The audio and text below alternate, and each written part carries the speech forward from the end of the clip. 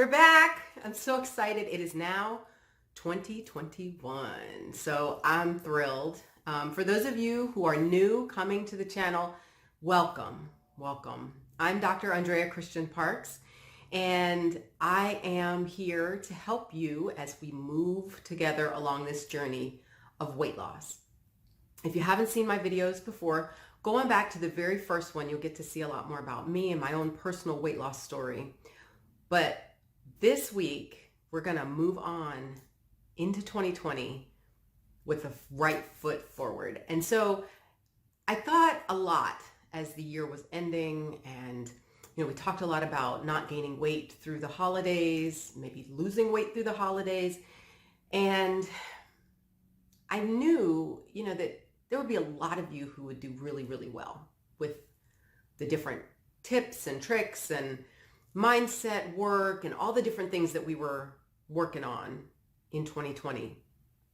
But I also know that not everybody went through the holidays the way they had hoped or the way they even planned. And so I wanted to start off 2021 fresh and new and ready to move forward. But I know there's a big tendency for us to move into a new year with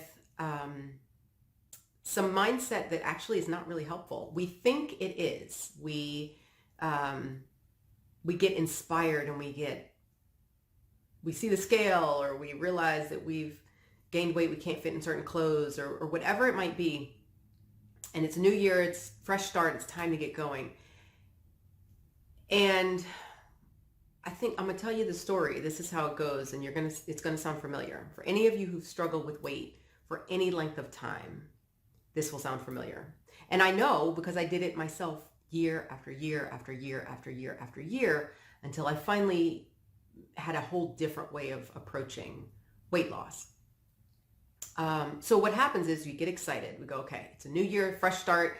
I'm going to buckle down, get this done. I'm going to put all my effort. I'm going to start a new exercise program. I've got this new diet. It's, something about the year turning over makes us have this fresh start mentality. And we start out really inspired and excited. And we're going to talk a little bit more about emotions next week. But you know how this goes, right? You get things going.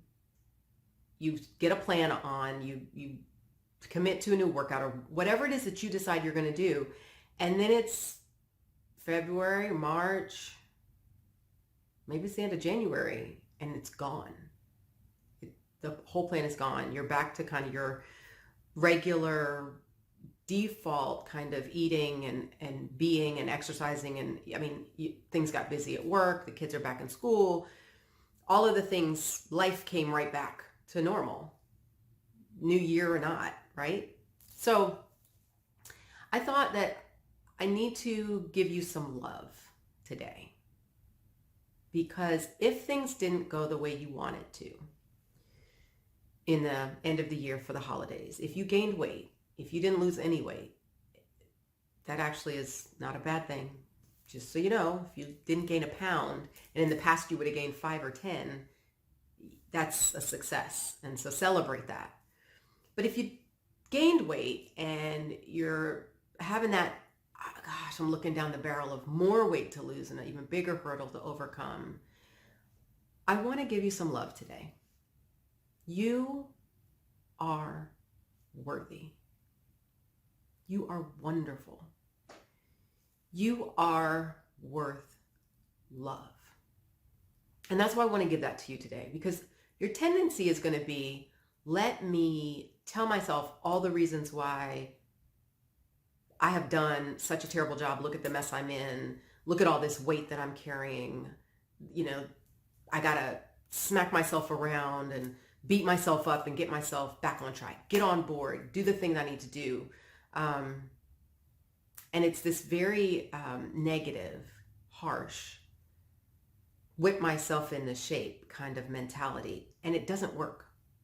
And it doesn't work because it hasn't worked in the past. But here's the other thing.